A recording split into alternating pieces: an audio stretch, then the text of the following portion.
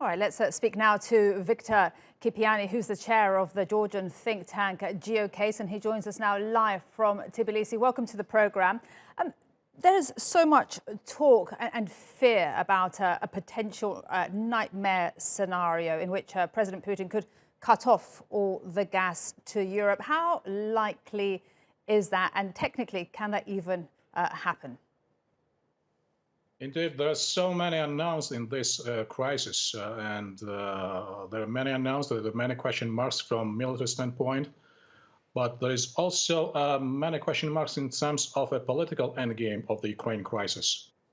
The principal point which I should necessarily emphasize that the crisis is not just about Russia versus Ukraine. It's about much bigger stake, and that stake is about future order and security landscape in Europe. So you mentioned the gas issue, but I think that at this point of time, the Western order faces many challenges and many, it's sort of, entering into uncharted territory. So it's not just about energy supplies. It's about how to build up an effective deterrence. And again, my understanding and the perception that there are not ready responses yet on the table at this moment.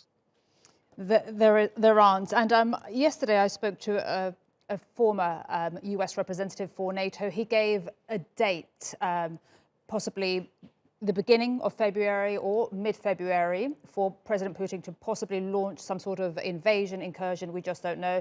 There's also news that reports that President Putin is waiting for the Beijing Olympics to finish and for that to be a start date.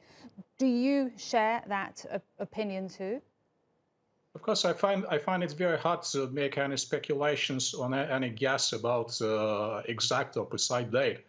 But what is clear to us at this point that witnessing a massive build-up of military forces and equipments, it's virtually impossible, or I would say out of the question, for Kremlin to wind up the situation without getting anything out of that build-up. So again, going back to your first question, what would be the military scenarios? What would be the flow of the military action? It's really very difficult question to address in precise terms. But what we are witnessing at this point is a bold attempt, I would say, nasty attempt by Moscow to rewrite the legacy of the post-World War order. And this is the biggest issue.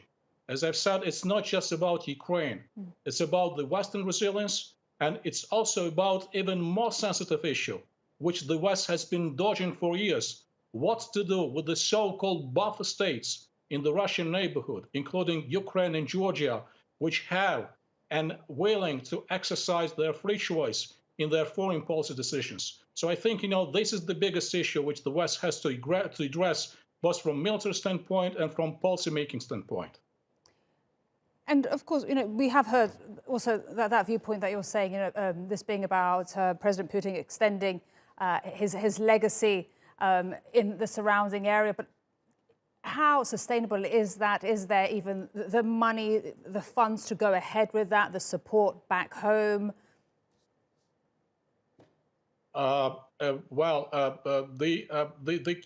curiosity and the implications of this standoff is that there is so much interdependency and there is so much the interconnectedness between the West economy and the Russian economy that on the West side, without taking right steps at the very right moment to dismantle that connectedness and that dependency, I think that we all find ourselves in a very precarious situation when either, regardless whether it goes to energy supplies or any other connections, money flows, et cetera, we're so much connected to the Russian system. And that is, of course, poses the question in the security field. It's not just about economy. It's about security, it's about defense, and it's about military resilience. So I think that's the West and including Ukraine and Georgia, we found ourselves in a very, I would say, tricky situation when we have to step beyond the comfort zone However, what would be those practicable steps to implement that action of stepping beyond the comfort zone in which we've been staying for years and years? I think, that's the biggest issue on the agenda at the moment. Thank you so much. Really good to get your perspective. Victor Kipiani. Thank you.